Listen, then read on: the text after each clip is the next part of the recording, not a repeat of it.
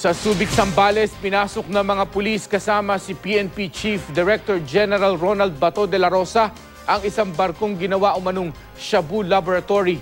4 na Chinese nationals ang inaresto sa operasyon. Makibalita tayo kay June Veneracion. Ilang araw minanmanan ang barko na ito na nakaangkla sa Subic Bay dahil sa mga intelligence report na ginagamit ito sa magpupuslit ng iligal na droga mula China. Pahating gabi na nang dumating sa area si PNP Chief Director General Ronald Bato de la Rosa. Who speaks English? English? Hey! English? English? You talk to me properly, ha? I am talking to you, ha? Sabi ng mga sospek kay De La Rosa, isang linggo na ang lumipas nang dumating sila sa bansa.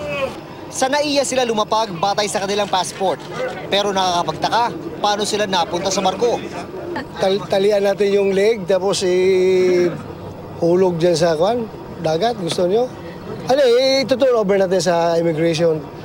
Pero since meron akong mga ebidensya sa kanila, papailan natin ang kaso. Hinalugog ang buong barko gamit ang K9 unit. Kalahating kilo lang ng shabu ang nahanap. Pero mukhang tira-tira na lang daw ito. Accordingly nga, 3 times sila nag-unload. Ito siguro parang nag-prepare sila para mag-extricate na naman, pabalik na naman doon sa China para for another delivery. Pero hindi lang pala sa pagsasmuggle ng shabu ginagamit ang barko. Dahil posibleng floating shabu laboratory din daw ito. Base sa investigasyon ng Philippine National Police, sa loob mismo ng sasakyang pangdagat na ito ginagawa at niluluto ang shabu. Ito'y sa pamamagitan ng gamit na yan na kung tawagin ay hydrogenator. Sir, gaano karaming shabu ang kaya nitong i-produce kada araw? Approximately more than 25 kilos ang kayang i-produce ng hydrogenator.